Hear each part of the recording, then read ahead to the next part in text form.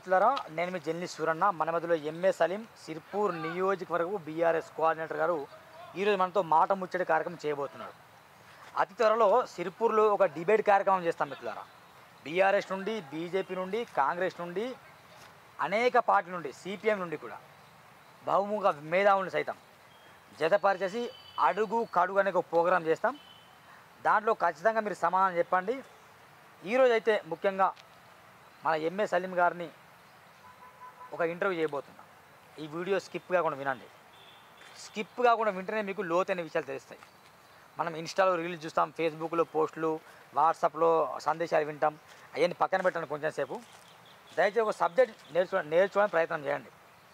ఒకటే విషయం ఈరోజు మాట్లాడే విషయం, ప్రాణహిత చేవెళ్ళ వల్ల జరిగిన నష్టం ఏంటి, కాళేశ్వరం వల్ల జరిగిన లాభం ఏంటి, మేడిగడ్డ ప్రాజెక్టు ఎందుకు కూలిపోయింది, నిజంగా బాంబులు పెట్టిందా, నిజంగా కూలిపోయిందా, కూలిపోతే కాంగ్రెస్ ప్రభుత్వం ఏం చేస్తుంది, ప్రాణహిత చేవెళ్ళ ఇక్కడ నుంచి కాళేశ్వరం వెళ్తుంటే ఉమ్మడి ఆదిలాబాద్లో గెలిచిన 7 ఎమ్మెల్యేలు ఏం చేశారు, మరి ఏం జరిగింది, ప్రాణహిత ఎందుకు కావట్లేదు, ఈ మధ్యనే వార్తలు వస్తున్నాయి ప్రాణహితం కూడా నిర్మిస్తామని చెప్తున్నారు.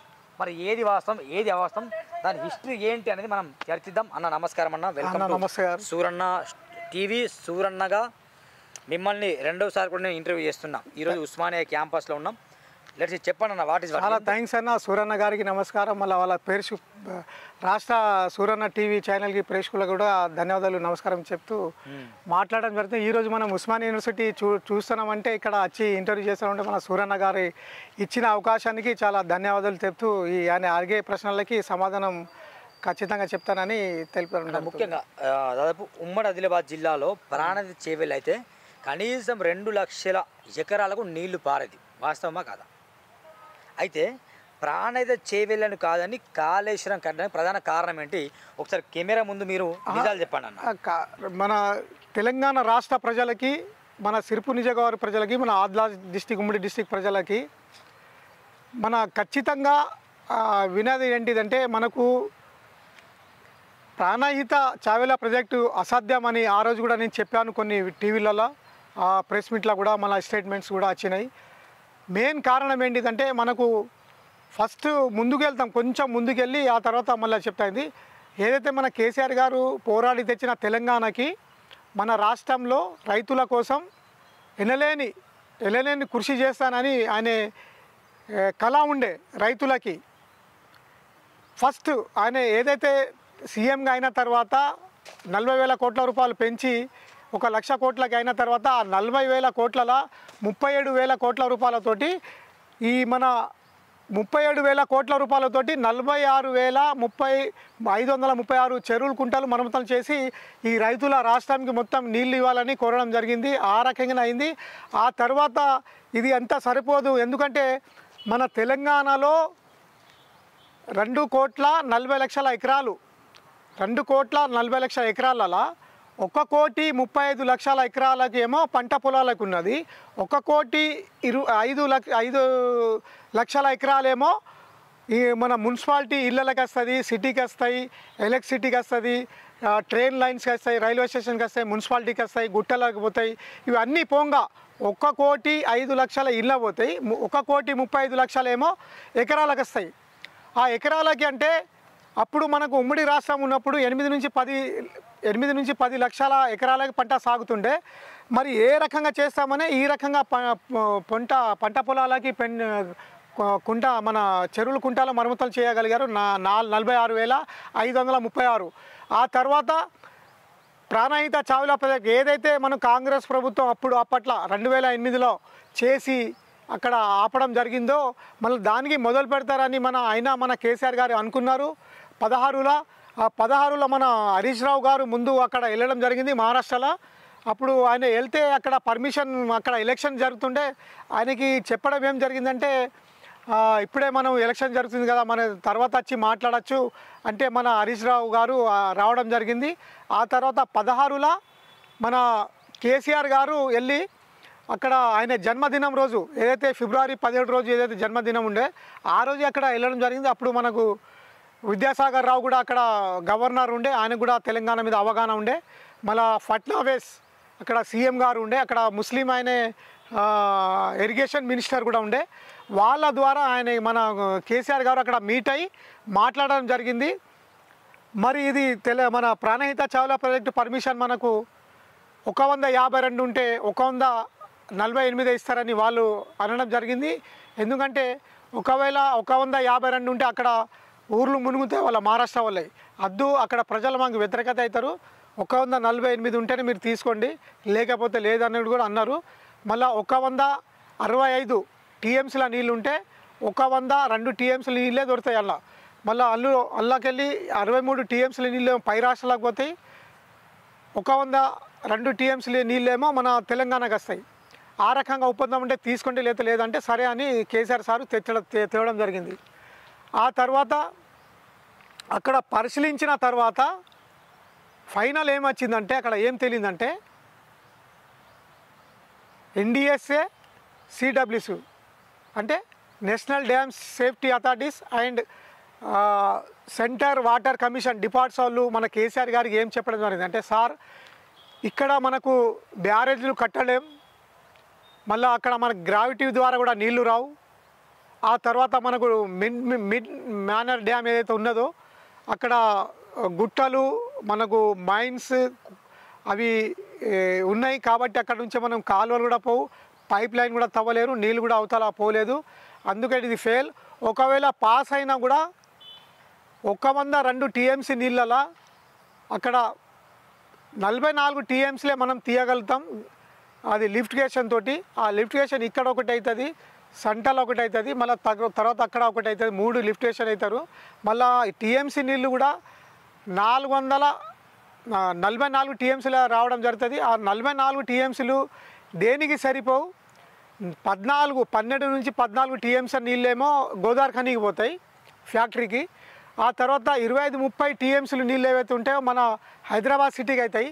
మరి రైతులకు ఏమి ఇస్తారు అనేది అవగాహన అక్కడ వచ్చింది. కాబట్టి ఆయన ఆలోచనలు పడ్డారు మన కేసీఆర్ గారు. మరి ఇట్లా చేస్తే ఎట్లా, మరి నేను అనుకున్నది మన ఫస్ట్ రైతులకి నీళ్లు ఇవ్వాలి, ఎట్లా చేయాలి అనే ఆలోచనతోటి ఆయనకి మళ్ళీ అక్కడ బ్యారేజ్ కూడా కాదన్నారు. ఎందుకంటే ప్రపంచంలో ఆ రెండు నదులు కలిస్తే అక్కడ ప్రపంచంలో ఈ క్యూ టైప్ ఏదైతే మనం క్యూ రాస్తామో ఆ క్యూ టైప్లో అక్కడ బ్యారేజ్ అవుతుంది కట్టడం అట్లా రాదు, ఫెయిల్ అవుతుందని అద్దు అన్నారు. మళ్ళీ గ్రాట్యుటీ ద్వారా రాదు, 44 టీఎంసీలు నీళ్ళు కూడా సరిపోవు టీఎంసీలు. మళ్ళీ అక్కడ మిడ్ మ్యానర్ కాడ ఏమో గుట్ట మన గుట్టలు ఉన్నాయి, అక్కడ కాలువలు కూడా రావు. ఇన్ని ప్రాబ్లమ్స్ ఉన్నాయి.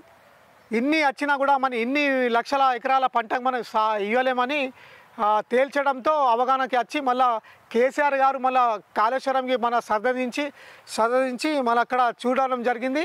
అక్కడ ఏ రకంగా కడితే బాగుంటుందని మొత్తం అక్కడ తిరిగి చేసి అవగాహన పెంచుకొని తెలుసుకొని మొత్తం ఇక్కడ ఖచ్చితంగా ఇక్కడైనా కట్టిన రైతులకి ఆదుకుంటా, రైతులకి ఇన్ని లక్షల ఎకరాలకు పంట ఇస్తానే అని ఒకటే పకడ్బందీగా నిర్వహించి చాలా మంచి సున్నితమైన నిజాయితీతోటి మనిషితోటి మళ్ళీ ఏం చేయాలనేది అలా ఆలోచించి ఆ పర్మిషన్ తీసుకువచ్చిన తర్వాత కొన్ని ఇంజనీర్స్లకి పిలిపించి అక్కడ మాట్లాడడం జరిగింది. అలా మెయిన్ ఇంజనీర్స్ ఎవరైతే ఉన్నారో బోపాస్ అంటే కమిషన్ల కోసం చేయలేదా? అంటే కాంగ్రెస్ వాళ్ళైనా కావచ్చు, బీజేపీ వాళ్ళైనా కావచ్చు, కాళేశ్వరం పెట్టింది కమిషన్ల కోసం, కేసీఆర్ 1,00,000 కోట్లు దోచుకోవడం కోసం, ప్రాణాతి చెవుల్ని గంగలు కలిపిండని అంటాను. మరి ఇది వాస్తవం? ఓకే సార్, ఇదే మాట మీదకి వెళ్ళి ఇప్పుడు ఏదైతే మనకు బోపాస్ గారు ఇంజనీర్ ప్లాను బండాల మీద అయినా చెట్ల మీద అయినా లేదా ఇనుప మీద అయితే రాయరు, పేపర్ మీద రాస్తారు. ఎవరైనా ప్లాన్ చేసేది పేపర్ మీద. ఆ పేపర్ మీద ప్లాన్ ఉంటే అక్కడ కట్టడం జరగకపోతే కంప్లీట్ తిన్నట్టే. పేపర్ మీద ఉంటే కంప్లీట్ తిన్నట్టే. అక్కడ అన్ని స్ట్రక్చర్లు ఉన్నాయి కదా, స్ట్రక్చర్లు ఉన్నాయి. మళ్ళీ 5 సంవత్సరాల 6 సంవత్సరాల దాని కాల పరిమితి కట్టే దాంట్లో ఆయన 3.5 సంవత్సరాల్లో కట్టడం జరిగింది. ఎందుకు? రైతులకి నీళ్ళు ఇవ్వడం అని. ఆ ప్లాన్కి సక్సెస్ చేసి చాలా ఉన్నాయి నా విషయాలు. పేపర్ మీద ఉంటే ఓకే, 1,00,000 కోట్ల రూపాయలు తిన్నట్టే కదా. అక్కడ స్ట్రక్చర్ ఉంది కదా, ఏమేమి ఉన్నాయి అక్కడ. బోపాస్ గారు ఇచ్చిన ప్లాన్ ప్రకారంగా ఆయన మన కేసీఆర్ గారు చెప్పడం ప్రకారంగా అక్కడ మన భారతదేశం కాదు ప్రపంచంలో L&T సంస్థ చాలా పెద్ద సంస్థ. 2,40,000 మంది వాళ్ళ దగ్గర కార్మికులు ఉన్నారు. మళ్ళీ 2,40,000 కోట్ల రూపాయలు 2,40,000 కోట్ల రూపాయలతోటి పనులు నడిసే వాళ్ళు L&T. వాళ్ళు ఎక్కడైనా డ్యామ్లైనా కానీ రోడ్లైనా కానీ బ్రిడ్జ్లైనా కానీ కడితే ఇది ఫెయిల్ అన్నట్టు ఇప్పటిదాకా దఖలు లేవు వాళ్ళ హిస్టరీలో. ఇంకోటి అన్న, ఇప్పుడు కాళేశ్వరం బాగానే కట్టిండ్లు, తర్వాత కాంగ్రెస్ పార్టీ అధికారంలో వచ్చిన తర్వాత ఏం జరిగిందంటే కాళేశ్వరం కింద పనిచేసిన కొందరు అధికారులని డైరెక్ట్ లంచం ఇచ్చి తీసుకొని కూడా పట్టుకొని జైల్లో వేసిండు మొన్న. అధికారులు జైల్లో పోయిండు మొన్న. సరే ఇది ఓకే, అది కూడా నేను చెప్తాను. ఇది కట్టడం అంటే చాలా మందికి తెలియదు. అందులో కట్టడాలు ఏం జరిగినాయో చాలా పకడ్బందీగా నిర్వహించినది. భారతదేశం ప్రపంచంలో పేరుగాంచింది. 139 మెగావాట్లది పంప్ హౌస్, నీళ్ళు గుంజేది 139. ప్రపంచంలో ఎక్కడ లేదు ఏ డ్యాంలో. మళ్ళీ అక్కడ రిజర్వ్లు ఏమో 21, మళ్ళీ పంప్ హౌస్లు ఏమో 19, మళ్ళీ లిఫ్ట్ స్టేషన్స్ 16, మళ్ళా 203 టర్నర్స్, 1700 కిలోమీటర్స్ కాలువలు నీళ్ళు వెళ్ళేదందుకు, మళ్ళా 2 అండర్ గ్రౌండ్ పంప్ హౌస్లు, 3 బ్యారేజ్లు. ఆ 3 బ్యారేజ్ అంటే ఒకటి మిడిగడ్డ, అన్నారం. కూలిపోయింది లేదు, అంటే కూలి అసలు ఎందుకు కూలిపోయింది మరి అంటే ఈ రకంగా అంటే 225 పిల్లర్లు కట్టడం జరిగింది. 85 పిల్లర్లు మిడిగడ్డలో ఉన్నాయి. అన్నారంలో ఏమో 12, మళ్ళీ సుందిలో ఏమో 8 పిల్లర్లు అంటే టీఎంసీలు. ఈ టీఎంసీలు రకంగా కట్టారు.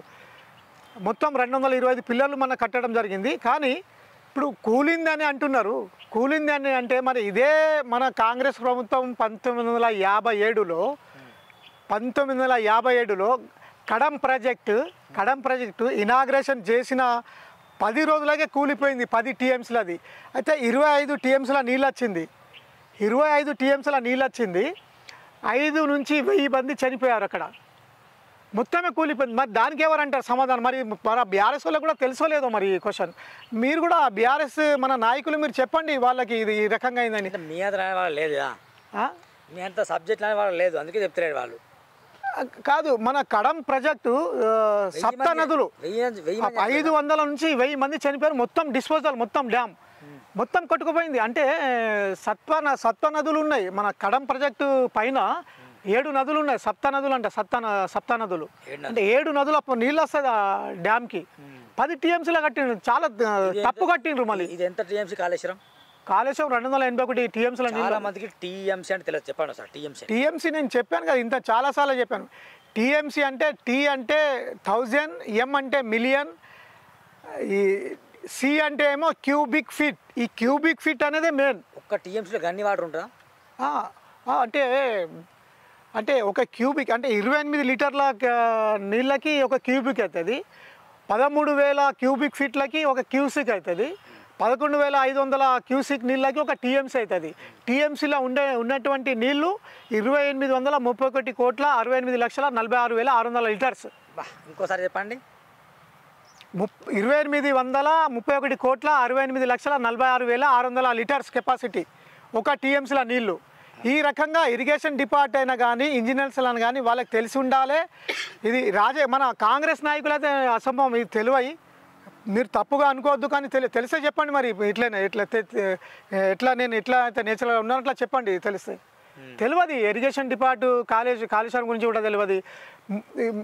మన 2 బాహుబలి పంప్ హౌస్లు ప్రపంచంలో కూడా ఒక బస్ వస్తే ఒక బస్ పోతుంది. 25 ఫీట్ల 25 ఫీట్లు ఉన్నాయి పెద్దవి. అంటే అక్కడ నుంచి మన కాళేశ్వరం తోటి ఎలంపల్లికి వస్తుంది, మిడ్మియానర్కి వస్తుంది, మళ్ళీ అన్నపూర్ణకి వస్తుంది, మల్లన్న సాగర్కి వస్తుంది, మళ్ళా కొండమ్మ పోచమ్మకి వస్తుంది, రంగనాయక్ వస్తుంది, బస్వాపూర్కి వస్తుంది, కల్వకుర్తికి వస్తుంది, ఏఆర్ఎంకి వస్తుంది, నల్గొండ డిస్టిక్. అంటే 8 నుంచి 10 డ్యామ్లకు వస్తుంది రిజర్వ్లకి నీళ్ళు అక్కడ నుంచి. అంటే 85 లక్షల ఎకరాలకు పంట సాగుతుంది ఈరోజు అక్కడ. 1,35,00,000 ఎకరాలలో 85 లక్షల ఎకరాల పంట సాగుతుంది మన రాష్ట్రంలో. ఇంతకుముందు లేకుండా అట్లా. ఈ కేసీఆర్ గారు కట్టడా కాడ నుంచే ఇది వస్తుంది. మరి కేసీఆర్ గారు డెవలప్ చేయాలి. మరి ఎందుకు చేయాలి? 1956 నుంచి 2013 వరకు ఏం చేసింది? మరి 1956 నుంచి 2013 వరకు 4,50,00,000 రూపాయలే ఖర్చు చేయడం జరిగింది మన తెలంగాణ ప్రజల మీద. మరి ఇదే మన కేసీఆర్ గారు 10 సంవత్సరాలలో ప్రతి సంవత్సరాల 14,80,000 కోట్ల రూపాయలు తెలంగాణ ప్రజల మీద పెట్టడం జరిగింది. వాస్తవం లేదా మీరు సెక్రటరీల సిఎస్ దగ్గర చీఫ్ సెక్రటరీ దగ్గర ఈ రికార్డ్స్ తీసుకోవచ్చు.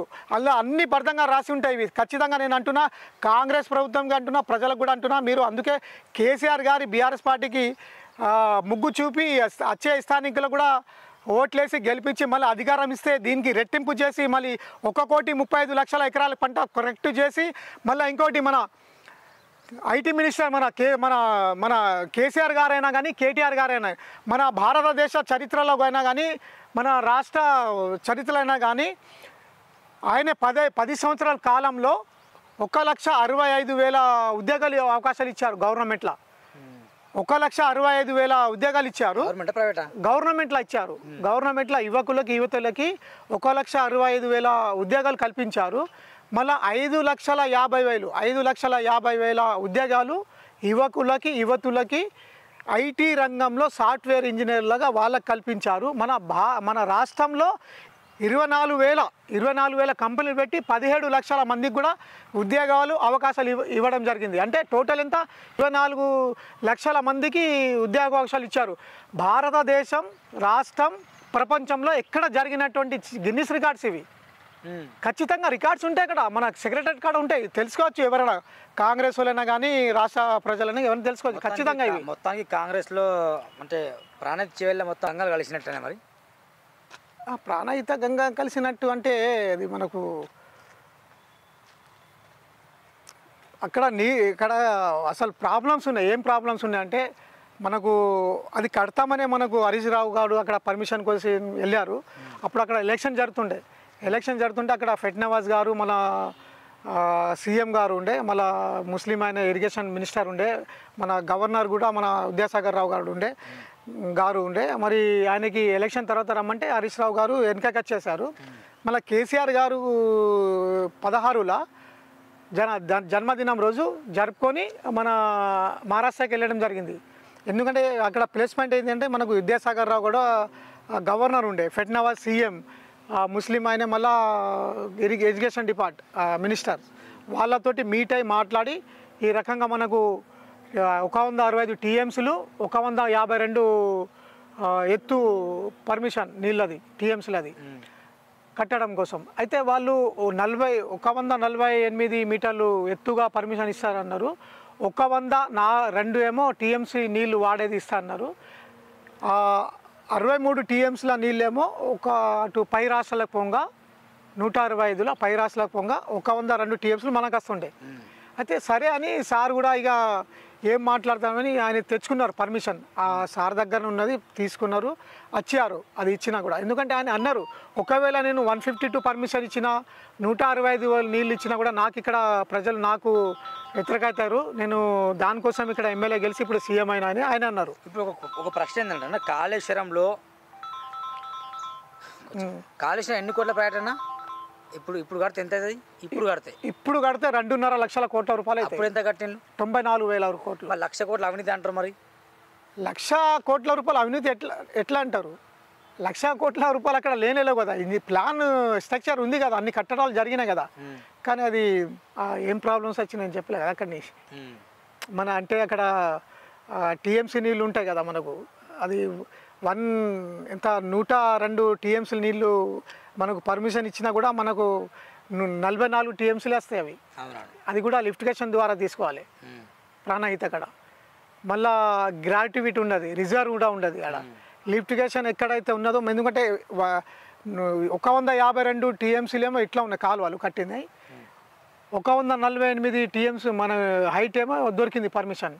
152 మీటర్ల హైట్లో ఏమో అవి ఉన్నాయి కాలువలు. అయితే నీళ్లు రాలేదు కదా. ఇక్కడ ఒక లిఫ్టిగేషన్, సెంటర్లో ఒక లిఫ్టిగేషన్, ఆ డ్యామ్ కాడ ఒక లిఫ్టిగేషన్, ఈ 3 లిఫ్టిగేషన్లు అవసరం ఉంటుంది. మళ్ళీ అక్కడ 44 టీఎంసీ నీళ్ళు వస్తుంది.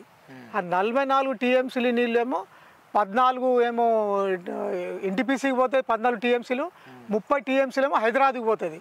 మరి రైతులకి ఎట్లా అని ఆలోచన చేసి మళ్ళీ అక్కడ మిడ్ మేనర్ డ్యామ్ ఏదైతే ఉన్నదో అక్కడ బండలు గుట్టలు అట్లా ఉన్నాయి, దానికి కాలువలు కూడా రాదు, పైపులు కూడా వెళ్ళాయి, సురంగాలు కూడా పోవు. అందుకే అది ఫెయిల్. ఇది ప్రాణాది ఫెయిల్. ప్రాణిద మళ్ళీ బ్యారేజ్ ఎట్లా ఉన్నది, బ్యారేజ్ కూడా క్యూ టైప్లో కట్టలేరు. ఎన్డీఎస్ఏ సిడబ్ల్యూసీ అన్నారు బ్యారేజ్ కూడా కట్టలేరు. ఇన్ని ప్రాబ్లమ్స్ ఉంటే కడతారా? అది కూడా 44 టీఎంసీలు వస్తుంది. అది హైదరాబాద్కి పోతే తెలంగాణ మన గోదావరికి పోతుంది. రాజశేఖర రెడ్డి వట్టినే స్థాపించిన దాని మరి ఏం పని లేకనే స్థాపించిన. ఆయనకు కూడా పాపం తెలియదు. ఆయన కూడా మంచి మనసుతోటే మన కాంగ్రెస్ ప్రభుత్వం ఉన్నది, మేము కూడా కాంగ్రెస్, మనం పర్మిషన్ తీసుకున్నా ఎప్పుడు తీసుకున్నా నడిచిపోతుంది అన్నట్టు ఆయన మంచి ఒక నిజాయితీతోటి పని స్టార్ట్ చేశారు. కానీ అది ఆ రకంగా జరిగింది, బంద్ అయింది. ఉమ్మడి ఆదిలాబాద్ జిల్లాలో ఖానాపూర్ కావచ్చు, బోత్ కావచ్చు, మన మంచిర్యాల కావచ్చు, సిరిపూర్ కావచ్చు, చెన్నూరు కావచ్చు, మంచిర్యాల, ఈ బెల్లంపల్లి, ఈ నియోజకవర్గాల్లో ప్రాణిత కాకపోవడం వల్ల అన్యాయం జరిగిందా జరగలేదా? అన్యాయం అంటే ఇప్పుడు నెక్స్ట్ అదే చేయబోతుండే కదా. ఎందుకంటే కొన్ని చాలా చెరువు కుంటలు కూడా మరమ్మతులు చేసి ఇవ్వడం జరిగింది రైతుల కోసం. మరి అట్లా ఎందుకు అంటున్నారు? మరి ఒక డిస్టిక్కి అట్లా చేసిరు, మరి 9 డిస్టిక్లు ఇట్లా పోతుందని కూడా అనొచ్చు కదా. అక్కడ చేసే ప్రయత్నాలు ఉండే కదా, ఆ ప్రయత్నాలు ఇట్లా జరిగింది కదా. ఇప్పుడు మూడోసారి అవకాశం ఇస్తే మొత్తం ఆదిలాబాద్ డిస్టిక్కే చేస్తుండే కావచ్చు.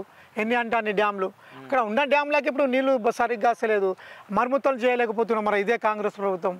ఇప్పుడు జగన్నాథ్పూర్ ఉన్నది, అక్కడ ఆసియాబాద్ ఉన్నది, మళ్ళీ ఆడా ప్రాజెక్ట్ ఉన్నది. మరి అవి చేసి కూడా ఒక 15, 30, 40 ఎకరాల పంట వస్తుంది కదా అక్కడ వాళ్ళకి. మరి అది ఇప్పుడు వస్తలేదు కదా. అది కూడా పడేటట్టు ఉన్నాయి. అవి కూడా పడేటట్టు ఉన్నాయి. మళ్ళీ కాళేశ్వరం కూడా ఎందుకు కట్టడం జరిగింది? కాళేశ్వరం అక్కడ నుంచి కాళేశ్వరం మన చాలా సొంత నిర్ణయంతో, మంచి ఆలోచనతోటి ఇక్కడ కడితే, ఎందుకంటే అక్కడ ప్రాణహిత గోదావరి అన్ని టచ్ ఉన్నాయి కదా, దానికి ఆపే కదా ఇది కట్టడం జరుగుతుంది అనే ఆలోచన తీసుకొని మన ఇంజనీర్లకు పిలిపించి బోపాస్ గారు మెయిన్ ఇంజనీర్ ప్లాన్ అనే దిద్దింది. ఆ ప్లాన్ తీసుకొని మన కేసీఆర్ గారు తన బృందంతో ఎవరికి ఇస్తాం, ఎవరు చేస్తారు అనేది ఆలోచించి అందరు అవగాహన చేసుకొని ఎల్ఎన్టీ ప్రభుత్వంకే సెలెక్ట్ చేయడం జరిగింది. ఎల్ఎన్టీ ప్రభుత్వం ప్రపంచంలో నంబర్ 1. 2,50,000 కార్మికులు, ఇంజనీర్లు ఉన్నారు. 2,50,000 కోట్ల రూపాయలు, 2,40,000 కోట్ల రూపాయలతోటి పనులు జరుగుతాయి. డ్యామ్లైనా, బ్రిడ్జ్లైనా, రోడ్లైనా, ఇటువంటి అన్ని స్ట్రక్చర్ మెట్రో కూడా అదే కట్టింది వాళ్ళే. మొత్తం చాలా పెద్ద సంస్థ. ఇది తప్పు చేసిండ్రు అని దఖాలు లేవు. జస్ట్ వట్టి మాటలని అన్ని నేను చెప్తున్నా, అదే చెప్తున్నా. అయితే ఈ కట్టడం వాళ్ళతోటి కట్టడం జరిగింది. ఇది అంటే మంచి ప్లాన్ తోటి. ఇప్పుడు మెడిగడ్డకి 85 పిల్లర్లు వస్తాయి, అన్నారం సింధులకి ఏమో 140 పిల్లర్లు వస్తాయి. టోటల్ 225 పిల్లర్లు కట్టడం జరిగింది. 3 బ్యారేజ్లు, 203 టర్నర్స్, అండర్ గ్రౌండ్ పంప్ హౌస్లు 2, మళ్ళీ 1700 కిలోమీటర్స్ కాలువలు, 21 ఏమో రిజర్వ్లు, 19 ఏమో పంప్ హౌస్లు, 16 ఏమో సబ్ స్టేషన్స్, 2 ఏమో అతిపెద్ద బాహుబలి పంప్ హౌస్లు, 1 ఏమో ప్రపంచంలో అతిపెద్దది 139 మెగావాట్ల పంప్ హౌస్ కరెంట్ పాస్ చేసి నీళ్లు ఎత్తేయడం కోసం ప్రపంచంలో ఇక్కడ. దీనికి నేషనల్ జియోగ్రఫిక్, డిస్కవరీ ఛానల్ కూడా కవర్ చేసి ప్రపంచ దేశాలు కూడా చూపించిన ఏకైక రాష్ట్రంలో ఇదే కాళేశ్వరం. ఆ పేరు ప్రపంచంలో కూడా వచ్చింది మన కేసీఆర్ గారికి. మళ్ళీ బ్యారేజ్లు కూడా కట్టడం అదే మొదటిసారి. ఇంతకుముందు ఎక్కడో ఒకటి ఏదో షాంపుల్గా అట్లా కట్టడం జరిగింది. తెలంగాణ రాష్ట్రంలో 3 బ్యారేజ్లు, 1 డ్యామ్లా కట్టడం ఇదే మొట్టమొదటిసారి. మళ్ళీ అందులో బ్యారేజ్లు కూడా 2 రకాలు ఉంటాయి.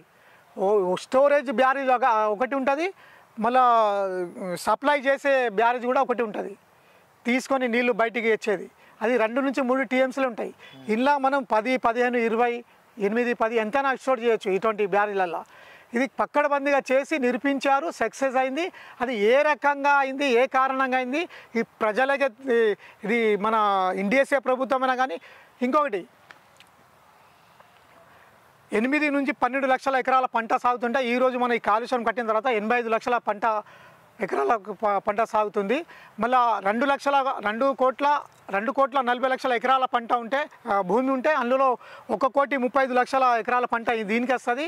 మళ్ళీ మిగతా 1,05,00,000 ఎకరాలేమో మున్సిపాలిటీ ఇళ్ళకైనా, సిటీకి అయినా కానీ, ఎలక్ట్రిసిటీకి అయినా కానీ, మన రైల్వే స్టేషన్కి కానీ, గుట్టలని కానీ ఇవన్నీ విడిపోగా దీనికి వస్తుంది.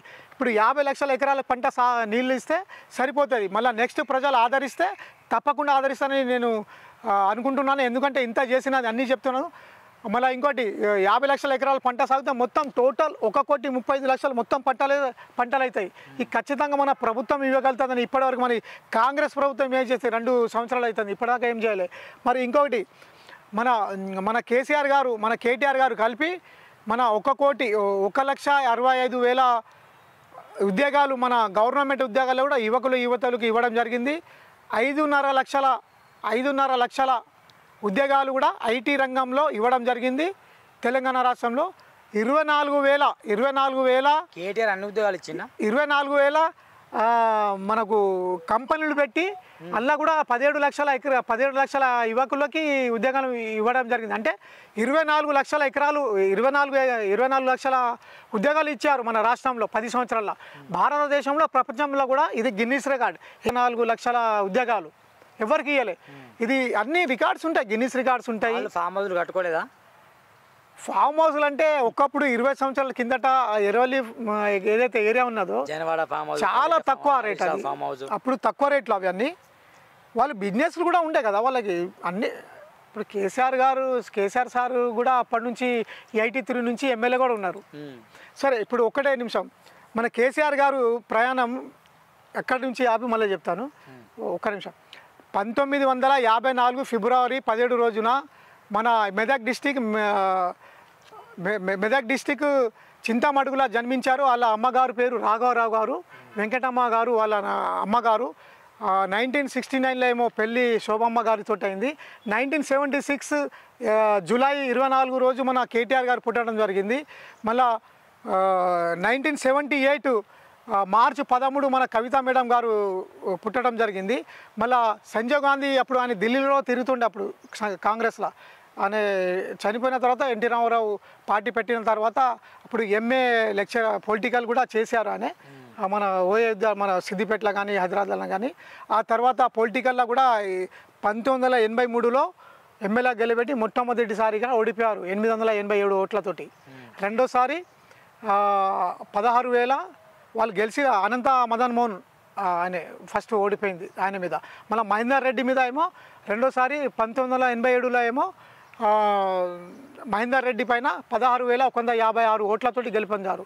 అప్పుడు రవాణా శాఖ మంత్రి ఇచ్చారు. ఆయన తెలివితేటలు ఓడిపోలే. అప్పటి నుంచి ఇప్పటి కూడా ఓడిపోలే, అదే బాటలో నడుస్తున్నారు ఇప్పటి వరకు. అంటే ప్రభుత్వం వెళ్ళింది కానీ ఆయన మాత్రం గెలిచే ఉన్నారు. ఇక ముందు కూడా గెలుస్తారు. అది కూడా చిన్న తప్పులు, అది కూడా ఎమ్మెల్యేల ద్వారానే అయింది. వాళ్ళు పని అంటే ప్రజలలో కూడా కొంచెం సరే తీసుకోలేక పథకాలు చెప్పలేక అంటే ఇటువంటి కొన్ని సంఘటనలు జరిగినాయి. మళ్ళీ కొన్ని విషయాలు, కొన్ని టికెట్లు ఇచ్చడం కానీ వేరే విషయాలు కానీ ఇట్లా అవ్వడం కానీ కేసీఆర్ గారి కానీ కేటీఆర్ కానీ వాళ్ళ తప్పులు కాదు, కొన్ని సంఘటనల వల్ల అయింది. మళ్ళీ ఇల్లు కూడా 1కి 2, 2కి 4, तुम एक मारेंगे तो हम 4 मारेंगे, तुम 4 देंगे तो हम 8 देंगे అన్నట్టు ఇచ్చారు కదా ఇల్లు. అంటే ఆశ చూపించి ఆశ నిరాశగా వాళ్ళు పేద ప్రజలు అమాయకులు వాళ్ళు మోసపోయి వాళ్ళు ఓట్లేసిండి. ఈ ప్రభుత్వం వచ్చింది. ఇప్పుడు ఏం చేయాలనో అక్కడ హరీష్ రావు గారు చేసి, హరీష్ రావు ఉన్నారు కదా ఎమ్మెల్యే, ఏం చేయాలి గెలిచి అన్నట్టు ఆయన ఉన్నారు. ఎట్లా రాష్ట్రానికి పరిపాలించాలని వీళ్ళు కూడా పరేషాన్ ఉన్నారు. తప్పు చేసిపోయాడు కేసీఆర్, వాళ్ళు చేస్తారన్నా. మంచి క్వశ్చన్, నేను మర్చిపోయినా ఇది. అప్పు అనేది మంచిగా గుర్తుపెట్టారు. మళ్ళీ వాళ్ళకి వస్తుంది ఇది. ఇప్పుడు 10 సంవత్సరాలలో 60,000 నుంచి 3 లక్షల కోట్ల రూపాయలు చేశారు. ఆ 10 సంవత్సరాలలో 3,80,000 కోట్ల రూపాయలు అప్పు చేశారు. 6,50,000 కోట్ల రూపాయలు ఆస్తులు పెంచారు రాష్ట్రానికి, తెలంగాణకి. డబుల్ సింగిల్గా అప్పు ఉన్నది, డబుల్గా ఆస్తులు పెంచారు. మంచిగా వినండి, 10 సంవత్సరాలలో. కానీ 2 సంవత్సరాలలో మరి ఇదే కాంగ్రెస్ 2,30,000 కోట్ల రూపాయలు అప్పు చేయడం జరిగింది. మరి ఆ 3 లక్షల కోట్లకి 3,30,000 కోట్ల రూపాయలు కూడా చేయలేదు. 3,75,000-80,000 కోట్ల రూపాయలు చేశారు. మరి దానికి ఎట్లా అంటే తక్కువ చేస్తున్నారు, ఎక్కువ చేయలే. మళ్ళీ అప్పు కూడా చేశారు. ఇంకా అభివృద్ధి చేయాలి. ఎక్కడ ఉంది అభివృద్ధి? అభివృద్ధి అంటేనే ఎక్కడ ఉంది వాళ్ళకి పాపం తెలియదు కదా. అభివృద్ధి ఉన్న పథకాలు దానికి కాపీ కొట్టుకుంటేనే రిలీజ్ అవుతున్నాయి. అవి కూడా ఇన్కమ్ ముందు అవుతున్నాయి. ఇంకొకటి చేయలేరు, అక్కడ లేదు కదా. మళ్ళీ బడ్జెట్ కూడా మూసీ నది అన్నారు. మూసీ నది అంటే అక్కడ లండన్లో చూశారు కదా. లండన్లో చూసినప్పుడు అక్కడ వైద్యం విద్య నంబర్ 1 లండన్లో. అక్కడ వాళ్ళు కట్టడాలు జరిగినాయి, నదులు కానీ అక్కడ స్ట్రక్చర్లు, అది చూసి మంచి పనే చేస్తే మంచిదే. ఒకవేళ ప్రాబ్లం ఉంటే మరి ప్రాబ్లమే. ఎందుకంటే 1908లో ఇదే మూసీ నది మీరు మహబూలై మీర్ ఉస్మాన్ మహబూలై ఖాన్ ఆయనే అప్పుడు ఉండే మన రాజు. అయితే ఇక్కడ వికారాబాద్ ఏదైతే జిల్లా వికారాబాద్ అడవిలలో పద్మనాయం ఆలయం కాడ భూగర్భ జలాల కిందికెళ్ళి 30 అడుగుల కిందికెళ్ళి నీళ్ళు వస్తాయి మూసీ నది. ఇది అంటే మన మూసీ నది స్టాక్ ఎక్కడ ఉన్నదో అక్కడ నుండి డ్యామ్ నుంచి మన మూసీ నది నీళ్లు వెళ్ళే వరకు 77 కిలోమీటరే, చాలా దగ్గర. వాకింగ్ కూడా చేయొచ్చు, మార్నింగ్ పోతే ఈవినింగ్ వరకు చేరుకుంటారు, అంత దగ్గర అది. అంటే అంత దగ్గర ఎంత స్పీడ్ ఉంటుందంటే 1908లో వరదలు వస్తే 48 గంటలలో కనీసం 15 నుంచి 20 వేల మంది చనిపోయారు. 15,000 నుంచి 20,000 మంది ఇదే వరదలు చనిపోయారు. అప్పుడు అది డ్యామ్ కూడా సరిగ్గా లేకుంటే. ఇంకోటి కొందరు రక్షించుకోవడానికి ఇదే మన హైకోర్టు ఏదైతే ఉన్నదో అక్కడ చింత చెట్టు ఉన్నది, ఇప్పుడు కూడా ఉన్నది కావచ్చు, అక్కడ కనీసం 300 మంది దానిపైన కూర్చొని చెట్ల పైన ప్రాణం కాపాడుకున్నారు. ప్రాణం కాపాడిన చెట్టు కూడా దానికి పేరున్నది. అది హైకోర్టు దగ్గర ఒక చెట్టు ఉన్నది 100 సంవత్సరాల కిందట, 117 సంవత్సరాలు అవుతుంది అది అయ్యి. అంటే ఈరోజు కూడా అదే మూసీ నది మొన్న ఆ డ్యామ్ కన్నా 3 మీటర్లు హైట్ నుంచి నీళ్ళు పోయింది. వరదలు కూడా వచ్చినాయి. ఎందుకంటే ఇక్కడ నీళ్లు పోయేదానికి తొవ్వలు కూడా లేవు. మళ్ళీ ఇక్కడ అంటే అక్కడ మొత్తం రోడ్లు ఉన్నాయి, సిమెంట్ ఉన్నది, నీళ్లు భూమి గుంజుకోదు. మళ్ళీ అక్కడ ఆక్రమించిన మన అవి ఉన్నాయి కదా చెరువులు, ఆక్రమించి కట్టడాలు జరిగినాయి. అక్కడ నీళ్ళు ఎక్కడ ఆగుతాయి? అంటే మాకు తెలిసి కేసీఆర్ 3 సార్లు గెలిస్తే ఇవన్నీ కొంచెం ప్రాబ్లం సొల్యూషన్ దొరుకుతుండేమో. తప్పకుండా చేస్తుండే. రేవంత్ రెడ్డికి తెలుస్తలేదేమో ఎట్లా, అంతేనా? లేదు, ఆయనకి తెలుసు కావచ్చు అని చెప్తలేడు. తెలుసు కావచ్చు, తెలియకపోవచ్చు, కానీ అవగాహన అయితే ఉండాలి కదా. ఆయన పాపం ఏం చేయలే కదా ఇంతకుముందు, డైరెక్ట్ సీఎం అయిన కదా. ఈ ఎక్కడ ఆయన 50 సంవత్సరాల నుంచి ఉన్నది ఆ పోస్టులు. నేను చెప్పిన 83-79 తోటి ఆయనతో పోల్చొద్దు. అది మీరు తప్పుగా అనుకోవద్దు, కానీ ఎట్లా పోలుస్తారు మీరు చెప్పండి? ఆయన ఎక్కడనో మీ డ్యూటీ ఎక్కడనో ఉన్నది కదా. ఎందుకంటే ఖచ్చితంగా ఆయన ఎంతైతే ఆయన మొత్తం ప్రపంచంలో మేధావి, ప్రపంచంలో పేరు సంపాదించిన ఆయన వ్యక్తి. మళ్ళీ ఏదైతే మీరు ఇప్పుడు ఏం అడిగినరు, అప్పు చేసినారు. మనం అప్పు ఎక్కడ ఉన్నాం? 29 రాష్ట్రాల్లో 26వ స్థానంలో ఉన్నాం. 26వ స్థానంలో మనది తెలంగాణ అప్పు. ఇప్పుడు కూడా ఆయన చేసినప్పటికీ 26వ స్థానంలో ఉండే. ఈయన కొంచెం లాస్ చేసిండ్రు, 2 లక్షలు ఇంకా పెంచి, ఇంకా ఎక్కువ 7 లక్షల కోట్ల రూపాయలు అంటే ఎవరు పెంచిండ్రు? అంటే 72,000 కోట్ల రూపాయలు ముందు మంచిగా పోయినండి ప్రజలారా. 72,000 కోట్ల రూపాయలు అప్పుడు వచ్చినాయి 10 సంవత్సరాల కిందట కేసీఆర్ గారికి అప్పు. మరి 3,80,000 కోట్ల రూపాయలు తీసుకున్నాయి. మళ్ళీ 2,30,000 కోట్ల 20,000 కోట్ల రూపాయలు కాంగ్రెస్ తీసుకున్నది. అంటే టోటల్ 7 లక్షల కోట్ల రూపాయలు. మళ్ళీ 7 లక్షల కోట్ల రూపాయలు మన కేసీఆర్ గారు చేసిండ్రా? మన విజయశాంతి గారు కూడా ప్రెస్ మీట్లా ఇట్లా మీడియా అడిగితే చెప్తుండే. ఆమెకి తెలియదు, ఆమెకి చాలా అంటే ఉద్యమకారుడు ఆమె, రాములమ్మ గారు కావచ్చు, కానీ ఈ విషయం తెలియదు. 7 లక్షల కోట్ల రూపాయలు ముగ్గురు చేసిన అప్పు. అంటే మనకు 72,000 కోట్ల రూపాయలు అప్పు ఉన్నప్పుడు 3,80,000 కోట్ల రూపాయలు అప్పుడు మనం 26వ స్థానంలో ఉండే భారతదేశంలో అప్పులో. ఆ తర్వాత కాంగ్రెస్ ప్రభుత్వం వచ్చి 2,30,000 కోట్ల రూపాయలు అప్పు తీసుకోవడం జరిగింది. అంటే టోటల్ 7 లక్షల కోట్ల రూపాయలు. విజయశాంతి గారు మొత్తం 7 లక్షల కోట్ల రూపాయలు అప్పు చేశారని అన్నారు. ఇప్పుడు నేను మొన్ననే కావచ్చు, ఇది నేను విన్నాను, అందుకే ఈ మాట ఇప్పుడు గుర్తొస్తే చెప్తున్నాను. తప్పు ఇది కాదు. 3,80,000 కోట్ల రూపాయలు చేయడం జరిగింది. ఆయన దిగేటప్పుడు 26వ స్థానంలో మన రాష్ట్రం ఉండే అప్పులా. ఇప్పుడు ఇంకా ఎంత లాస్ అయిందో మీకు ఇది హిసాబులు చూస్తే తెలుస్తుంది అని కాంగ్రెస్ ప్రభుత్వంకి, సిఎస్ డిపార్ట్కి వాళ్ళకి అనడం జరుగుతుంది. మన డిప్యూటీ సీఎం అయినా కానీ, సీఎం అయినా కానీ, ఎవరైనా కానీ వాళ్ళకి చెప్పడం జరుగుతుంది. ఎందుకంటే ఇది నిజాలు కదా. ఇది సెక్రటరియట్లో రాసి ఉంటాయి, మీకు కూడా తెలిసి ఉంటాయి. ఇది అప్పుడు ఎన్నో స్థానంలో ఉన్నది, ఇప్పుడు ఎన్నో స్థానంలో ఉన్నది. మరి 10 సంవత్సరాల అప్పు ఎక్కడ, 2 సంవత్సరాల అప్పు ఎక్కడ? మరి 3 లక్షల కోట్ల రూపాయలు ఇస్తే 2,80,000 కోట్ల రూపాయలు అయినాయి. మరి సంవత్సరానికి 15,000, 20,000 కోట్ల రూపాయలు పెంచాలి కదా. మరి ఎక్కడ పోయినాయి? మళ్ళీ ఇంకొకటి 19-20 కరోనాలు కూడా మంచిగా రైతు భరోసా, రైతు ఏదైనా అన్నీ ఇచ్చారు కదా పథకాలు. ఈయన 3 సార్లు ఎగ్గొట్టిండు. 3 సార్లు అయిపోయినాయి. ఇది మళ్ళీ కరోనాలో ఇచ్చారు. మళ్ళీ ఛత్తీస్గఢ్ నుంచి 3 రూపాయల 90 పైసలతోటి, 3 రూపాయల 90 పైసలతోటి కరెంటు తీసుకొని రైతులకి 24 గంటలు ఇచ్చారు. మరి లేదా కరెంట్ ఎక్కడ ఇస్తున్నారు? ఎక్కడ వస్తుంది? ఎక్కడ నడుస్తుంది? ఇచ్చినా కూడా ఎట్లా వస్తుంది? మరి మెయింటైన్ చేయాలి కదా అది. మళ్ళీ ఇంకోటి అక్కడ అన్న కూడా తిన్నారన్నారు. తెలంగాణ ప్రభుత్వం బడ్జెట్లోకి వెళ్ళి గవర్నమెంట్ పైసల సిస్టంలోకి వెళ్ళి బటన్ కొడితే సేమ్ ఛత్తీస్గఢ్ సిస్టంలో అకౌంట్లో పడుతుండే పైసలు. సంటాల సూట్ కేసు తీసుకొని ఇవ్వకపో, ఇక్కడ సిస్టంలో కొడితే అక్కడ సిస్టంలో పడుతుండే గవర్నమెంట్కి. సీదా హిసాబ్ ఎంత తీసుకున్నారు కరెంటు, ఎంత ఇచ్చిండ్రు, సీదా హిసాబ్ ఉంటుంది ఆడ. దాంట్లో కూడా తప్పు పట్టారు, తప్పే దొరకదు అందులో. ఎంత యూనిట్లు తీసుకున్నారు, ₹3.90, ఎన్ని కోట్ల యూనిట్లు అయినాయి, ఎన్ని కోట్లు పంపాలి, సీదా ఉన్నది హిసాబ్ అక్కడ సిస్టంలో ఉంటుంది. అది రికార్డ్స్ కూడా కాదు పేపర్లో రాసి. అవినీతి అని అసంభవం అని అలా జరగలేదు. ₹3.90 ఎంత నడుస్తుండే అప్పుడు, ₹6-7 నడుస్తుండే. మరి తక్కువలో తీసుకోలే, అంతా ఘనకార్యాలు చేసిరు అందరూ. ఏదో ఒక రకంగా ఏంటంటే అపోజిషన్ కదా.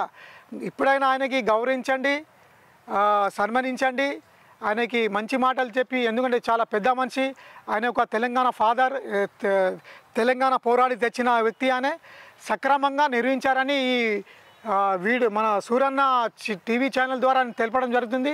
రాష్ట్ర ప్రజలు ఇప్పుడైనా స్థానిక ఎన్నికలకి మీరు మంచిగా ఆలోచించి, ఎక్కడైతే రాష్ట్రంలో 12,769 గ్రామ పంచాయతీల, 650 మండలాలలో, 145 మున్సిపాలిటీల, 13 కార్పొరేషన్ ఏదైతే స్థానిక ఎన్నికలు జరుగుతాయో దానికి ఖచ్చితంగా 80% మనకు సీట్లు గెలవాలని కోరడం జరుగుతుంది. మీరు కూడా మీ చుట్టుపక్కల ఇళ్ళలో కానీ ఈ రకంగా చెప్పండి, కేసీఆర్ గురించి, రాష్ట్ర బడ్జెట్ గురించి పెంచడం గురించి, జరిగినటువంటి అన్ని ఘనకార్యాలు చెప్పండి అని రాష్ట్ర ప్రజలకి చెప్పడం జరుగుతుంది. ఇదండి ముఖ్యంగా సలీం గారితో చేసిన ఇంటర్వ్యూ. మాస్ ముచ్చట, మాటల ముచ్చట, ఒక ఇంటర్వ్యూ, ఒక చర్చలా కొనసాగింది. కాళేశ్వరం గురించి ఇప్పుడు నిజాలు తెలుసుకున్నారు మీరు. ప్రాణైతే ఎందుకు ఆగిందో కూడా తెలుసుకున్నారు. ఆ మిడ్ మేనర్ ప్రాజెక్ట్ గురించి కావచ్చు, ఎల్లంపల్లి ప్రాజెక్ట్ గురించి కావచ్చు, ఇవన్నీ లోతైన విషయాలు కూడా చర్చించడం జరిగింది. అదేవిధంగా మన కరెంట్ ఎట్లా వస్తుంది, ఛత్తీస్గఢ్ నుంచి ఎంత కొన్నారు, డైరెక్ట్ అకౌంట్లో ఎట్లా పడుతుండే అది కూడా చెప్పడం జరిగింది. మొత్తం ఇంటర్వ్యూ మాత్రం రసవంతంగా సాగింది. కేసీఆర్ గారు మళ్ళీ గెలిస్తే బెటర్ అని ఆయన అనుకుంటాడు. చివరిగా అడుగుదాం, ఇంకేమైనా చెప్పాల్సి చివరిగా చెప్పండి అన్న. ఇప్పుడు మన రాష్ట్రం రాకముందు నా కొడుకు డాక్టర్ కావాలి, నా అమ్మాయి డాక్టర్ కావాలి, ఇంజనీర్ కావాలి, సీఏ కావాలి, అది కావాలి, ఇది కావాలి, చాలా తన్లాడుతుండే ప్రజలు. పైసలు ఉన్నోళ్ళు, లేనోళ్ళు, ఇంకా లేనోళ్ళు కూడా తన్లాడుతుండే. కానీ వాళ్ళకి ఒక మెడికల్ కాలేజ్లా పెట్టాలంటే మెడికల్ కాలేజీలు లేకపోయి, అప్పుడు లేకుండే. మళ్ళీ ఇంజనీరింగ్ కాలేజ్ కూడా చాలా తక్కువ. మళ్ళీ వాళ్ళకి నీట్ ఎగ్జామ్స్ అయినా కానీ ఏ ఎగ్జామ్స్ అయినా రాయడం అంటే కూడా చాలా జరగకపోవు అప్పుడు. మరి వీళ్ళు వచ్చిన తర్వాత మొత్తం దృష్టి దాని మీద పెట్టి మెడికల్ కాలేజ్ 33 చేశారు. ఇంజనీరింగ్ కాలేజ్ బోర్డు అంతా చేశారు. కలెక్టరేట్లు అయితే హిసాబ్ లేని ఉన్నాయి, అది మొత్తం ఇంద్రభవన్ లాగా ఉన్నాయి. ఇప్పుడు ఎవరు పరిపాలిస్తున్నారు, సెక్రటరీలు ఎవరు కూర్చున్నారు, వాళ్ళే కదా ఇంద్రభవనంలో. సెక్రటరీ కలెక్టర్ ఆఫీసులో ఎవరు ఉన్నారు, వాళ్ళే ఉన్నారు కదా. అంటే మళ్ళీ ఇంకోటి, నియోజకవర్గాల్లో మంచి మంచి బంగ్లాలు ఎమ్మెల్యేలకి, మళ్ళీ ఇక్కడ కూడా ఉంటాయి వాళ్ళకి. కానీ మళ్ళీ మెడికల్ కాలేజ్ ప్రకారంగా ప్రతి మెడికల్ కాలేజ్లో 400 నుంచి 500 మంది ఉంటే 33 ప్లేస్ అంటే కనీసం 15,000 మంది, 14 నుంచి 15,000 మంది ప్రతి సంవత్సరం డాక్టర్ వెళ్ళడం జరుగుతుంది. ఇది మన భారతదేశం రికార్డ్. ఇది ఏ రాష్ట్రంలో కూడా లేదు. 10,000 డాక్టర్స్ కూడా ఎంబీబీఎస్ లేని సంవత్సరం, ప్రతి సంవత్సరం 15,000 డాక్టర్స్ వెళ్తున్నాయి మన తెలంగాణ రాష్ట్రం నుంచి. మన భారతదేశంలో ఏ రాష్ట్రం నుంచి 8 నుంచి 7,000 డాక్టర్స్ ఉన్నారు, 10,000 కూడా అక్కడికి రాలే ఇప్పటి వరకు కూడా. మరి ఈయన 10 సంవత్సరాలు అన్ని చరిత్రలు సృష్టించారు కదా. మరి ఎవరైతే చేయలే ఇట్లా, దానికే కదా హిస్టరీ అంటారు. ఇప్పుడు మొత్తం చరిత్ర చేసిన ఆయనకే హిస్టరీగా ఉండిపోయారు. ఆయన ఒక మిస్టరీ కాదు, హిస్టరీ ఆయనే మన తెలంగాణకి. ఇలాంటి ఆయనకి అందరూ మంచిగా చూసి రెస్పెక్ట్ ఇచ్చి ఈ రకంగా మాట్లాడదు. తిట్లైనా కానీ ఇప్పుడు ఆయన తిట్టిండ్రా, ఆయన పదవి కాలంలో ఎవరైనా విమర్శించిండా, తిట్టిండా? ఆయన పనుల మీద నుండే. మరి ఆయన కేసీఆర్ గారు ఫామ్ హౌస్లో ఉంటారు. ఇంత పెద్ద డెవలపింగ్ చేసిన దానికి మరి ప్రజలలో ఉండాలా, నాయకుల మధ్య ఉండాలా, ఉంటే మరి ఆ పని చేయగలుగుతాం. ఆలోచన పెరగాలి కదా. మనం ఎక్కడ వచ్చి ఇప్పుడు ఇంటర్వ్యూ చేస్తున్నాం, ఇక్కడ డిస్టర్బెన్స్ అయితే అవుతుందా మనకు మాట్లాడు కాదు. ఎంత ఫామ్ హౌస్లో ఉండి ఆలోచన తెలివి అంటే డైలీ తినుడు, తాగుడు, తప్పు. ఆయనే ఒకవేళ తాగినా కూడా ఒకసారి ఇట్లా నేను ఒక్క నిమిషం, ఆయన ఫ్రెండ్స్ కూడా ఉన్నారు కదా, ఆయన చెప్తే నేను విన్నాను. ఒకవేళ ఆయన కొంచెం ఇట్లా నోటికి వేసుకున్నా మళ్ళీ పక్కన పెట్టిన తర్వాత 2-3 గంటల వరకు కూడా దానికి చూడరు. ఆ రకంగా ఆయన తాగేదంటే ఒక మెడికల్ రాగా ఇట్లా తీసుకొని పెడితే మళ్ళీ ముట్టరు దానికి. ఆయన మాట వరుసకి ఫ్రెండ్ సర్కిల్లో అంటే అట్లా కూర్చొని ఏదో అట్లా ఇవన్నీ వట్టి మాటలేనా? చాలా తప్పు ఇది. అంత ఒక మేధావి ఎట్లయితే ఇంత డెవలప్ అవుతుండే ఆయన డ్రింక్ చేస్తాక ఇంత డెవలప్ అవుతుండేనా? రాష్ట్రం ఎక్కడ నుంచి ఎక్కడికి పోయింది తెలియదా? 1956 నుంచి 2013 వరకు 4,50,000 కోట్ల రూపాయలు మన తెలంగాణ ఏదైతే పరిపాలించిన ఉమ్మడి రాష్ట్రంలో ప్రభుత్వాలు కనీసం 4,50,000 కోట్ల రూపాయలు పెట్టిండ్రు. మరి కేసీఆర్ గారు వచ్చిన తర్వాత 10 సంవత్సరాలలో 14,80,000 కోట్ల రూపాయలు పెట్టడం జరిగింది ప్రజల మీద. 6,50,000 కోట్ల రూపాయలు పెంచడం జరిగింది ఆస్తులు. మళ్ళా 3,80,000 కోట్ల రూపాయలు ఆర్బీఐ డిపార్ట్ నుంచి చేసి ఇక్కడ మనకు 26వ స్థానంలో ఉన్నది. మొత్తం అప్పు తీసుకున్నట్టు కాదు. ఏదైతే ఇప్పుడు ఇంతకుముందు 7 లక్షల కోట్ల రూపాయలు ఏదైతే అప్పు ఉన్నది అని అన్నారు మన మేడం గారు విజయశాంతి గారు, అది చాలా తప్పు. ఆయనకు తెలియదు. ఎందుకంటే 72,000 కోట్లు అలాగూ 3,80,000 కోట్లు అలాగూ 2,20,30,000 కోట్ల ఈ కలిపితే 7 లక్షలు అవుతాయి కోట్ల రూపాయలు. ఎవరు వచ్చినా ఆయన మీద నిందలేస్తున్నారు. బడ్జెట్ ఏదైతే మన కాంగ్రెస్ ప్రభుత్వం ఏదైతే ఏ రకంగా అయితే ప్రజల మీద పెట్టకపోవడం కారణం ఏంటిదంటే, ఫస్ట్ మనకు 3 లక్షల కోట్ల రూపాయలు అసలు ఉన్నాయి 2,80,000 కోట్ల రూపాయలే. 2,80,000 కోట్ల రూపాయలలో 1,40,000 కోట్ల రూపాయలు ప్రభుత్వ ఉద్యోగాలకి పెన్షన్దారులకు పోతాయి గవర్నమెంట్కి. 1,40,000 కోట్ల రూపాయలు ఉంటాయి వాళ్ళ దగ్గర. 1,40,000 కోట్ల రూపాయలలో 50,000 కోట్ల రూపాయలు మూసీ నదికి పోతాయి ప్రతి సంవత్సరం. పోయిన తర్వాత 90,000 కోట్ల రూపాయలు ఉంటాయి. 90,000 కోట్ల రూపాయలు 7,000 కోట్ల రూపాయలు ఏమో ఆర్బీఐ డిపార్ట్కి పోతాయి ఇంట్రెస్ట్ 7 లక్షల కోట్ల రూపాయలు అది. మళ్ళీ ఆ తర్వాత 5,000 కోట్ల రూపాయలు ఏమో మినిస్టర్ కాంట్రాక్ట్. 10,000 కోట్ల రూపాయలు ఏమో సొంత వాళ్ళ రిలేషన్ 10,000 కోట్ల రూపాయలు అది. అంటే నేను పేరు చెప్పాను వాళ్ళదే 10,000 కోట్ల రూపాయలు. అంటే ఈ 20,000 కోట్ల 90,000 70,000 కోట్ల రూపాయలు అవుతాయి. 70,000 కోట్ల రూపాయలమే రుణమాఫీ 17, 18, 20,000 కోట్ల రూపాయలు ఇవ్వడం జరిగింది కదా. అందరికి గాలిగా 20,000 కోట్ల రూపాయలు కూడా ఇచ్చిన 50,000 కోట్ల రూపాయలు ఉంటాయి అక్కడ. 50,000 కోట్ల రూపాయలలో మళ్ళీ రైతు భరోసా అయినా కానీ ఇందిరామ పథకం అయినా కానీ ఆర్టీసీ అయినా దేనికైనా ఆర్టీసీ తోటి ఒకటి టికెట్ ఇచ్చినా వాళ్ళకి ఫ్రీ ఇచ్చినా కూడా ఇప్పుడు కేటీఆర్ సార్ చెప్పలే వాళ్ళకి ఫ్రీ ఇస్తున్నారు, మొగోళ్ళకేమో డబ్బులు తీసుకుంటున్నారు, మళ్ళీ చారణ పెంచిన మరి పిల్లగాళ్ళకు కూడా తీసుకుంటారు అన్నట్టు. అంటే 25% పెంచడం జరిగింది. డబ్బు చెప్పండి 50 లక్షల కోట్లు ఉన్నది. 50,000 కోట్ల రూపాయలు ఏదైతే ఉన్నదో మళ్ళీ అందులో కూడా పెన్షన్దారులకైనా కానీ మళ్ళీ ఇందిరా పథకం అయినా కానీ రైతు భరోసా అయినా కానీ ఇలా అన్నిటికీ పోగా 20,000 కోట్ల రూపాయలు కూడా పోతే కేవలం ప్రతి సంవత్సరం 30,000 కోట్ల రూపాయలు వాళ్ళ దగ్గర మిగులుతాయి. ఆ 30,000 మంచిగా వినండి ప్రజలారా, 30,000 కోట్ల రూపాయలలో అదే నేను చెప్తా ఇప్పటికి 12,769 గ్రామ పంచాయతీలు ఉంటాయి, 12,650 మండలాలు ఉంటాయి, 145 మున్సిపాలిటీలు ఉంటాయి, మళ్ళీ 13 కార్పొరేషన్ ఉంటాయి. మరి దీనికి 30,000 కోట్ల రూపాయలు సరిపోతాయా? సరిపోవు కదా. ఎక్కడ డెవలప్ అయితే దేనికి పెడతారు? ఏ రోడ్లకు పెడతారు, ఏ బ్రిడ్జ్ పెడతారు, ఏ గ్రామంకి ఇస్తారు, ఏ మండలికి ఇస్తారు, ఏ మున్సిపాలిటీకి ఇస్తారు, ఏ ఎమ్మెల్యేలకు ఇస్తారు? ఎమ్మెల్యేలకు వచ్చే పైసలు కూడా సిటీకే పెడుతున్నారు. మొత్తం మూసీ నదికి పెడుతున్నారు, సిటీకి పెడుతున్నారు, చాలా జాగాలో పెడుతున్నారు. మరి ఎమ్మెల్యేల బడ్జెట్ ఎక్కడ పోతుంది? మరి ఎమ్మెల్యేలకు ఇయ్యారా? ఏ పార్టీకి చెందిన ఎమ్మెల్యేలను కానీ సరి సమానంగా హక్కుదారులు ఉంటారు. వాళ్ళకు కూడా మన ఎవరైతే హైకమాండ్ ఉంటారో చక్కగా చూసి ప్రతి వాళ్ళకి ఎంత వస్తుంది కేటాయిస్తారు వాళ్ళకి చూస్తే వాళ్ళు నిజంగా పనులు చేసుకుంటారు. వాళ్ళు ఎక్కడ వస్తే పైసలే లేవాడ. ప్రతి సంవత్సరం ఇట్లా 2 సంవత్సరాల తర్వాత మళ్ళీ ఎలక్షన్ వస్తుంది కదా, ఆయనతో కూడా ఇయ్యరు. అయిపోయింది. ఇక్కడ కొన్ని సొంత కాంగ్రెస్ ఎమ్మెల్యేలకి అసలు బడ్జెట్ వాళ్ళే పరేషాన్ ఉన్నారు. మా ఎమ్మెల్యేస్ అయినా మినిస్టర్ అయినా ఎక్కడ ఉన్నాయి పైసలు? ఎక్కడలో వేరే పనిలో పడ్డారు కదా. మూసీ నది హైడ్రా సిటీకే తిరుగుతున్నారు. నిజవర్గాలు ఎక్కడ వస్తుంది? కాంగ్రెస్ హవా లేదు అక్కడ, ఎవరు లేదు కదా. రాకపోకలు జరుగుతాం లేవు అక్కడ, పనులు అయితే లేదు. ఇక్కడ 30,000 కోట్ల రూపాయలు ఉంటాయి. వాళ్ళు హిసాబ్ కూడా ప్రజలకు చూపించామండి. డివైడెడ్ బై 119 కొడితే నియోజకవర్గానికి కనీసం ఎన్ని కోట్లు అవుతాయి చెప్పు? గ్రామ రోడ్లు ఎట్లా అవుతాయి? ఏమి కావు. అందుకంటున్నా ఖచ్చితంగా ఫెయిల్ వాళ్ళకు కూడా తెలుసు. మరి మీరే ఆలోచించారు, మీరు ఎంత పెద్ద జర్నలిస్టు. ఒక 3,17,000 కోట్ల రూపాయలు ఉన్నప్పుడు దిగిండ్రు ఆయన, ఎంబడే దిగింది అది. అంటే ఎట్లయితే దిగిందో సంవత్సరాల వారీగా అది మెయింటెనెన్స్ కాక ఆ 3,00,000 చిల్లర నుంచి 2,91,000కి వచ్చింది అది. మళ్ళీ 2 సంవత్సరం 2,80,000కి వచ్చింది. ఇప్పుడు 3వ సంవత్సరాలు దిగుతారు ఇప్పుడు. మరి దిగుతుందా ఎక్కుతుందా? ఇంప్రూవ్మెంట్ అవుతుందా దిగుతుందా చెప్పండి మీరే. బిజినెస్లో ఇంప్రూవ్మెంట్ కావాలి. మళ్ళీ ఇంకోటి చాలా చాలా పెద్ద క్వశ్చన్ ఇది. Readymade Telangana, readymade secretary, readymade budget, readymade assembly, readymade సంస్థ, రెడీమేడ్ వ్యవస్థ, రెడీమేడ్ పనిచేసే అధికారులు అంతా రెడీమేడ్ ఉన్నది కదా. ఏం చేసిర్రు? చేసుడే కావాలి. గెలిస్తే వచ్చి కూర్చొని మంచోళ్ళు కానీ నడపలేక రాస్తే ఏం చేయాలి? అది మంచోళ్ళు కానీ నడపరాదు కావచ్చు. రెడీమేడ్ల మీద ఉన్నారా లేదా? అందరు మినిస్టర్స్, సీఎం అందరు ఉన్నారు, క్యాబినెట్ మినిస్టర్ అందరు రెడీమేడే కదా. ఇప్పుడు సెక్రటరీలో కానీ కట్టింది వాళ్ళే, మరి కట్టగలుగుతా ఉండేనా? ఎంత చేసిండు పాపం అని. ఒక్క మూసీ నది కానీ హైడ్రా కానీ దీనికే పరేషాన్ ఉన్నాం.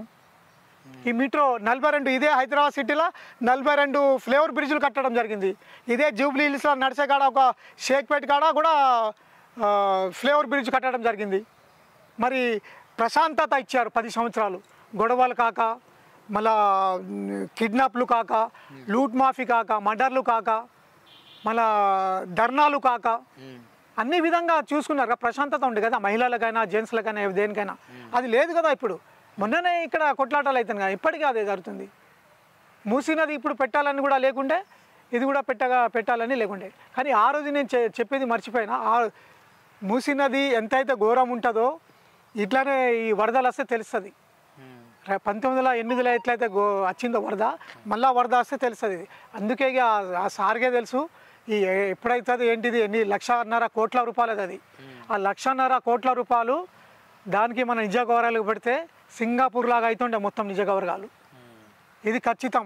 మరి పెన్షన్ అయ్యండి, పెన్షన్ కూడా లేదు, రెడీమేడ్ లేదా, కంపల్సరీ రెడీమేడ్ ప్రభుత్వం. ఏమి కష్టపడక వచ్చిన వరం అది. ఆ సీట్ అయినా, ప్రభుత్వమైనా, బడ్జెట్ అయినా, అన్నీ అయినా, ఏదైనా అన్నీ కష్టపడక వచ్చిన వరం అది.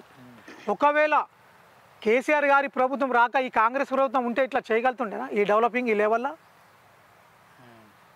డెవలపింగ్ కాలంలో డెవలపింగ్ చేయలేకపోతున్నారు బడ్జెట్కి. డెవలపింగ్ లేని అప్పుడు ఏ శాఖల నుంచి ఎంత పెరగాలి, ఎట్లా చేయాలి, ఏం చేయాలని చేయగలుగుతుండేనా? ఇంత రెడీమేడ్లా కూడా చేయలేకపోతున్నారు. అదే ఛాలెంజ్ చేస్తాను. ఎమ్మెల్యే, మినిస్టర్ పోస్ట్ ఏదైనా ఉన్నా చాలా మంచి పోస్టులు అవి దొరికిన తర్వాత. దొరకక ముందే కష్టం, దొరికిన తర్వాత సక్రమంగా నిర్వహించి మనం మంచి పేరు చేసుకుంటా పోయి.